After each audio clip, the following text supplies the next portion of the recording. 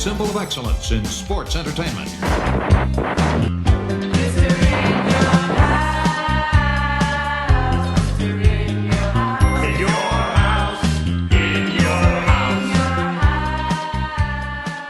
Now let's do a little ad-free shows bonus overrun. Fernando Diaz wants to know, if Mick and Sting could swap gimmicks, which gimmick would he choose for both guys? So that's fun. Like, would you be Surfer Sting? Would you be Joker Sting?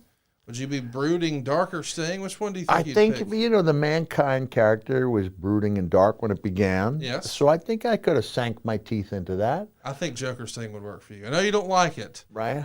But with the voice all over the place like you can do and the crazy stunts that you could do, I think Joker Sting you could have made work. More interesting, though, could you see your pal Steve Borden as Cactus Jack? No. As Dude Love? Yes. Dude Love. Yeah.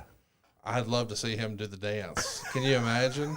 Duding it up, Sting duding it The up. knock-kneed love dance. I love it. I am trying to come up with another video, Dude Love, that I won't. I know we still have to come up with our version of WAP, Weak Ass Punches. Yes. I owe you guys a couple songs, but I am actively working on some videos. I've got Casey Hopkins, you know, Phenomenal. my secret weapon.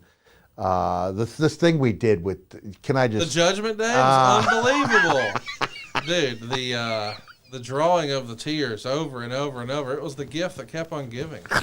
So this, give credit to Casey. He was the one that was pushing for the video, and I didn't think it was going to be that big of a deal. All stemming from the fact that when we did the, obviously, photos, it wasn't that obvious to everyone, but some people didn't realize that I was taking Dominic Mysterio's place. Yes. And in that photo, Dominic's got his hand like, you know, underneath the chin. So I asked Casey, can we put a sock on my hand? We Photoshop it. It gets a great response. And Damian Priest actually responds and says, send us a resume. I love it. And so Casey's like, we got to do a resume. We got to do a resume. We got to do a video resume. I'm thinking on the surface, it doesn't sound that interesting to me, but I was like, all right, he wants to come over. He's got the great green screen, professional lighting and all that. And the one thing I said to him, I said, I think every time we cut back, I said, you can put in some images, right? He said, of course. I said, every time we come back, I'd like to have another tear. I love it. To the point where when you first see, it's like, didn't he just have one tear? Yes. And I think by the time you have four of them, you get it. Yeah, obvious. And then my son, he comes in and asks what all these things are. And now Casey filmed me in character going, each tear represents a soul I've taken. And my son goes, okay, Dad, but I said, you want to draw a few more of these on my face? And it got such a great reaction. It got liked or shared by every member of the Judgment Day, and it was a lot of fun. Tremendous. Patrick Ruth wants to know, was there a different working relationship with Sting and TNA as opposed to WCW? Well, I was a completely different guy in that all that self-confidence I had in 91 had vanished. Right. So I know the sales figures, so I know that the chances of any of our listeners having read Countdown to Lockdown are pretty minimal. I read it. You read it? Yeah. And it's the only TNA book, right? Yeah. But you can see I was really worried about just trying to put a good match on the board. I thought we did. You know, I consciously veered away from any type of feedback because at that point in my life, it was like, you know what? My opinion is going to have to be good enough. And I thought we did pretty good. I remember coming back to the dressing room and calling him by his first name for one of the few times. He goes, what do you think, Cactus? I said, Steve, I got to tell you, I think it went pretty well. And I thought it did. So I don't know if that answered the question, but that was the main difference. I didn't have the confidence anymore. And I was really in need of confidence boosters. I do think the promos I was cutting in building up to the Sting match, especially the one where I gave myself the hard way and portrayed two different characters, I thought that was really interesting. And that's a tip of the hat to Vince Russo, who I remember him telling me on the phone about this idea that I was basically going to be interviewing myself. And he goes, "Bro, you are going to be messing with his mind." So Vince wanted it to be Vince Russo wanted to be something where I'm consciously messing with Sting's mind. And I thought about it. I said, "Vince, I think I can do that, but I think I can play it seriously." So Sting hits the line. This is a line I gave him that I thought it was a good one, where he goes, "I don't know if I believe what I just saw, but I believe that you believe what I just saw." And that's what's important. Yes. Like, does anyone believe that I'm actually two different people? No. Do I believe it? Yeah. I mean, it's a documented mental illness. So that was interesting. Augie has a great question. When would have made the most sense for Sting to jump to the WWE if he were to ever do so? When would make the most sense? 2001. Yeah. Then you could have had the full-fledged rivalry, and it might have been different. I like to think about, hypothetically, what if Sting wound up in the WWF and the Ultimate Warrior wound up in WCW? Because the WWF was clearly number one, and WCW was clearly looking for their Hulk Hogan. And even when a guy like Van Hammer came in, they thought, this guy has the right look. He's got the look. He's got the rap. That was DDP. So the idea is, it feels like maybe they could have pushed the Ultimate Warrior. But, man, think about WrestleMania 6, Hogan nose-to-nose with Sting. Wouldn't that have been something? Would have been incredible. Yeah. I think it would have been incredible for Sting, not just my guess, not so much for Warrior. No doubt. Because I think Vince, first of all, Vince was the guy who saw the big potential. Yeah. Because Warrior was really green coming out of his stuff in Memphis. You know, when you see it's one of the nice things about those A&E biographies, and I'm adding Ric Flair's 30 for 30, is that you could chart their growth as characters. Yes. You know, there's that great funny promo where it's Ric Flair pretending to be Nature Boy Ric Flair. He doesn't believe it yet. No. And then when he becomes the gimmick, you know, things take off. But all of us are works in progress. Yes. Even The Rock was a work in progress. Oh, yeah. And the three fastest learners I've ever seen, Rock, Steve Austin, Kurt Angle, but even given that, all three of them were works in progress. I don't know if WCW would have had the vision or the patience to see that in Warrior and to put aside like the difficulties in order to push him through. Sting was a piece of cake, you know? I mean, but Luger, I guess some people had problems with Luger, you know, management-wise. He could be a little aloof. That, I think Lex would admit he could be a little aloof in the early 90s. And, sure. Is a very different person now. But I don't know how that would have gone. I don't know if you would have been able to capture that lightning in a bottle in WCW. Brian Fuller says, do you think Sting's laid-back style with management was an advantage in WCW? And would it have hurt him with Vince in the WWF if he would have jumped? His laid-back style with management, I guess I don't know what that means. Meaning that he was fairly easy to deal with. Yep. He was. And he was one of the guys in a way that Warrior was. We all become loners, you know, when you get to the top. Start driving by yourself. But Sting was never a guy who was going to want his own dressing room. No. He was always going to be one of the guys. And he was really, he was a really good friends with Kevin Nash, with Rick Steiner. He was a guy who fit in. You know, we all had the same dressing room. There was one dressing room in center stage. I don't ever recall there being a problem with Sting. So maybe that's what he's referring to. You think that would have been something that would have worked for him or against him with Vince? Would have worked for him. But Vince would see, look at how many people badmouth Vince, WWE, and come back because Vince thought it was best for business. Yes. Everybody. Yeah. So being difficult to work with was not as much a feather in the cap. It was for me when I came in because of the time period I was coming in. As WWE had lost a lot of their big name stars, not just Kevin and Scott, but they lost Mr. Perfect, Randy Savage, Roddy Piper, a lot of those big names. So when I came in, being easy to deal with was a benefit, but it wasn't necessarily a deal breaker in WWE. Philip wants to know, what's the best wrestling advice Sting ever gave you and vice versa? Did he give you any wrestling advice? Did you remember, is there one spot or one exchange or one theory that you thought, oh, I'm going to use that? No, I go back to what he said about not being the best at putting a match together. Yeah. Like that, I mean, to me, that's advice in a way, because it is going back to that a man's got to know his limitations. Yeah. And you can work really well within those limitations as long as you acknowledge them and work towards your strengths. So I think that was advice without it being meant to be advice. Adam Arpin wants to know, did you ever see the Human Torch match between Sting and Vampiro? No, I They didn't. set a motherfucker on fire, Mick. Did they? The rule, the way you won the match is by setting the other guy on fire. And how long was he on fire for? What was a stunt, man? Okay. I did not see it. Nobody else did either. It was WCW in the dying days. Okay. The Vince Russo era.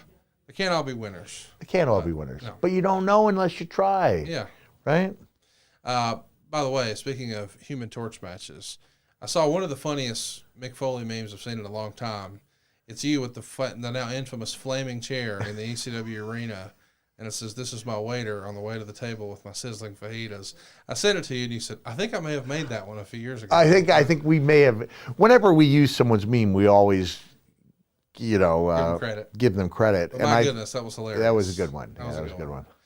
one. Terrell Lewis says, Cactus Jack helped grow the legend of Sting. At the time, did Mick feel Sting was generous and wanted to help him get over as well? I mean, you sort of talked about that in our show today, that you did feel like it sort of clicked with him in the first match. Yeah. Do you think he was trepidatious before that, though, just about, what he could do with you? Yeah, because when I had left, I was top of the bottom, bottom of the middle, and Sting didn't have his eyes on Joel Goodhart's Tri-State Wrestling, Herb Abrams UWF.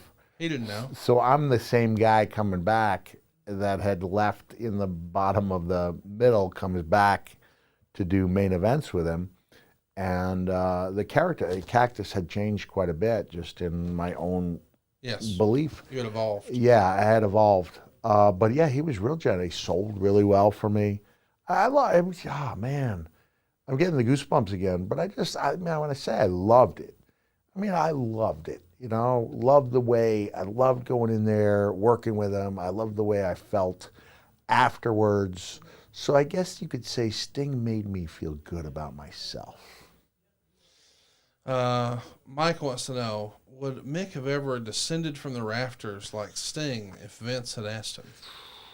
That's obviously touchy. Post 99, we know the answer. Pre 99, if Mankind were going to come down from the rafters, much like Undertaker did at Survivor Series, would you have viewed that as a big deal? I would have said yes before I even stopped to think about whether that was in my best interest wheelhouse. Yeah. Peter wants to know, were you ever around Sting when he got his face painted up? And if so, how long did it take? I was around Sting. As a matter of fact, to this day, I think if you go to the Baltimore Arena, which might be the first Mariner Center, there's the soap dispenser, above the sink. And Sting would use the top of the soap dispenser as a pallet. And that was there for years. The paint was still there on the top of that soap dispenser. So it was really interesting to see just how well he could do it. And I think it took about 15, 20 minutes. That's amazing. It was fun to watch him get, it wasn't quite as dramatic as when I would dude up. But when he would sting up, it was pretty cool. And he became really, really good at creating these very similar but different. There's not always the exact same look. He was good at it and did it himself. I could see in an alternate universe if you had kids old enough to be at a wrestling show and to be little stingers that you might have even said, would you mind painting up the kids or something like that. Do you think your kids would have gotten into that? Yeah, because Dewey was just an infant at that time. And my kids did go on to trick-or-treat as, Dewey trick-or-treated as Dude Love and Kane. The Jeff Hardy trick-or-treating is still a sticking point because in 2000, I gave up a Monday Night Raw to trick-or-treat with my kids. And after 3 houses, Dewey, he wants to take off the Jeff Hardy wig. So he says, I said, Dewey, I said, you can't just show up without a costume. Now you're just asking for free food. And he goes, but I still look like Jeff Hardy. And I said, yes, you do. If Jeff Hardy was 10 years old wearing a winter jacket. I love it. So as it's funny because I had the only thing that Terry and Julie of the WWE Seamstresses ever made for me was my pair of Dude Love tights. But they made Dude Love tights for my kids. Wow. They made greatest Kane outfit for I don't know if Noelle was ever a WWE superstar, but she was Al Snow. So yes, we got that going for us. But that was a lot of fun. What did the Al Snow costume consist of? A Job Squad T-shirt? Well, no, there was a line in the Foley Halloween hijinks where the child realizes that there was no costume for them, and then in rhyme, I somehow say, "I'll just try looking really dumb so I look just like Al Snow." I love it. Last one, Drew Landry wants to know, what'd you make of the Starrcade 97 mishap, and when did you hear about it? Of course, this is the payoff for the 1.5-year-long angle, Crow Sting versus the leader of the NWO, Hollywood Hogan, for the world title. Biggest WCW pay-per-view buy rate in history, before or after. Sold out brand new MCI Center, hanging from the rafters. And it's supposed to be a fast count from Nick Patrick. It's a regular count. Sting doesn't kick out. And Bret Hart says, I'm not letting this happen again. Punches out the referee, restarts the match. Sting wins, but it was a fart in church. No fast count. Who was the referee? Nick Patrick. And Nick grew up in the business. Well, Nick says one guy told him to fast count. Another guy told him to count regular. He went with Hogan's regular count because Hogan had more stroke than Sting did. And he said in an interview with me and Eric didn't tell me what to do. So he got a regular count, which, listen, given their political stroke at the time, for lack of a better word, I think every referee probably would have done what the Hulkster asked? Yeah. Interesting. I wasn't even aware of it. That's really, really interesting, though. And such a shame to send people home that dejected. Well, listen, in the end, Brett restarted the match. Sting left with the belt, but it just felt less than. It felt like it could have been bigger. It could have been more special. And it wasn't. And Bischoff has said Sting showed up. And the way he showed up, they had to rethink what the creative was. And Hogan didn't want to do it. And Hogan even said on his A&E thing recently about the NWO, I didn't want to do it, so I changed it. And Bischoff never said that. He just said that Hulk didn't feel like he was tan enough or in the right frame of mind. I think the world knows that Sting had recently turned his life around and turned his life over to the Lord. And maybe he had come clean at home. Read into that what you will. And the result was... He had some heat with the boys. Is that what you're getting at? Andy, I think he had some heat at home. I think when my man told the truth, he told the truth. I think he didn't just tell his truth. He told the whole truth and nothing but the truth. And that was less than ideal for a lot of folks. I had heard that was the one time where, the Stinger had some heat on him. By the way, it's hard to imagine. Listen, I understand there's sort of man code and all that sort of thing. However, can you really be mad at somebody for telling the truth? You could be disappointed. I think you can be mad at them. Okay. Yeah. I just think, at the end of the day, if people make decisions that are less than awesome, and somebody says he made a decision that was less than awesome, well, that's factual. But I'm with you on man code. I would never break man code. But I also know that he was going through a change in life at the time. And I just think a lot of people look at that show and say, man, that was the beginning of the end for WCW. Because Sting had all this momentum. I mean, they sold so many pay-per-views, and then the finish was just less than. And WWE has done stuff like that in more recent years where you think, man, they had a chance, and then they didn't do it. You and I, last time we were in this room, we were talking about what do you think is going to happen at Elimination Chamber? Yeah. And now we know. So this is just for ad-free shows. The rest of the world won't see it. But what did you think? Were you expecting Sammy to get the win? Were you surprised that Sammy didn't get the win? Well, we talked about this, and it really resonated with fans because I think it was the most watched clip that we've put out there where I said WWE has to be really careful with how they treat Sammy. Yes. And that if that match, oh man, I look back now, we go back to the discussion about whether or not Drew McIntyre should have won at Clash of the Castle. Right. And I think my answer is if it results in Roman Rock, it was the right call. Anything less than Roman Rock, then Roman is so good that he doesn't necessarily need the mystique of having that amazingly long hold on the title. He's so good that he can get another program underway that involves him recapturing the title. But I think based on what I saw on Monday night, the chess pieces with the Usos and Sammy, Sammy's going to be solid there. It might not be exactly what people want, but he's one of those guys who's proven that he can. I call him the gift that keeps on giving. He's going to continue to give, and I have to believe there's going to be a Sami Zayn title run. Eventually. I would totally agree with that. I definitely see it, but I think even this year, Kevin and Sammy against the Usos is a real WrestleMania main event. Even if it doesn't go on last, it'll be the co-main event one of those nights. Now, with us having a little bit of time and distance between the last time we sat down, do you think Cody beats Roman? I don't. I think they keep it on Roman. I think it's a longer story for Cody. I don't know. Listen, I was I had the 8-hour drive last night. The pride and the fortitude, not just any fortitude, testicular fortitude. And intestinal. To make that, both of them going on simultaneously.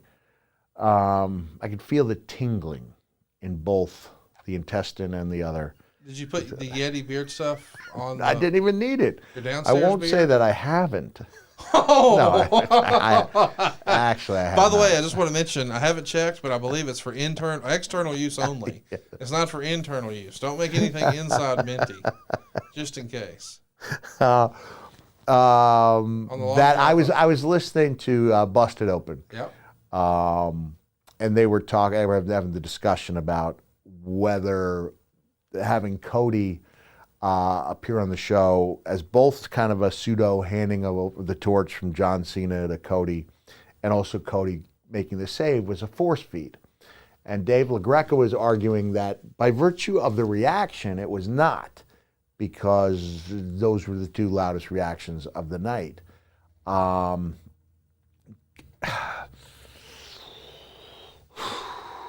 don't know. Look, I'm going to quote James E. Cornette in talking about the build-up to the Yokozuna Lex Luger match. And he said it puts them in a position where Lex has to win the title, because if he doesn't, he's going to look like, and I quote Cornette, a plate full of piss.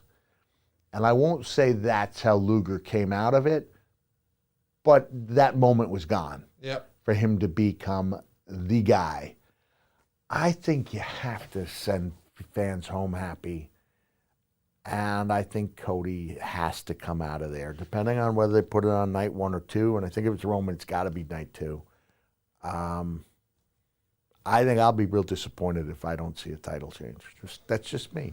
No, I totally agree. I really want it to happen, but the way they've been hammering the 900 days, and they've really been taking their time with introducing. Like, I couldn't believe the other night they had Cody come out and make the save for Sammy. Why wouldn't that have been Kevin Owens right there? Should have been Kevin Owens right there. Yeah. Yeah.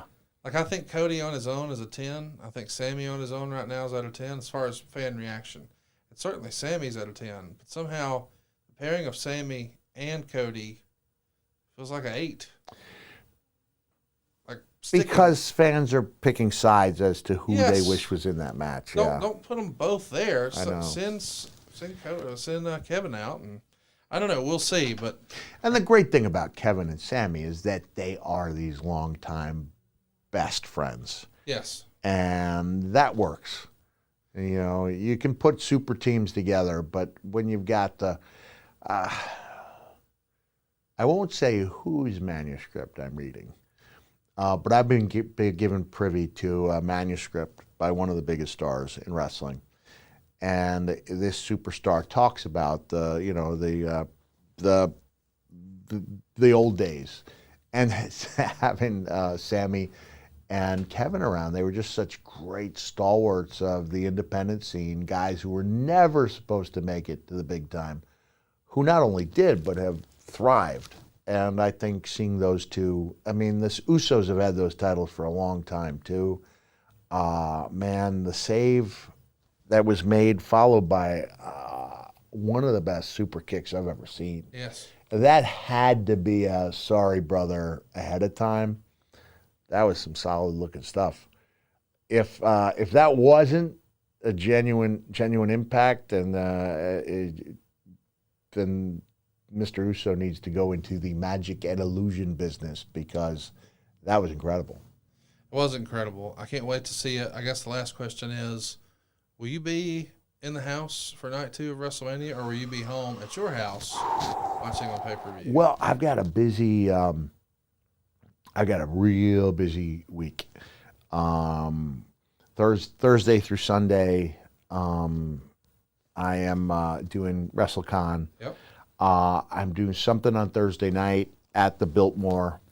I'm hosting WrestleMania on Saturday night, and on Friday night, I may be a part of WWE programming. Just putting it out there. Yeah, we've teased Just what it might teased be. it, yeah, just putting it out there. Yeah. So maybe Sunday it's time for a little downtime. Sunday, yeah, I won't be in attendance, Yeah. so I might watch at the hotel. I Or on might an catch a airplane, flight. something Yeah, like that. yeah.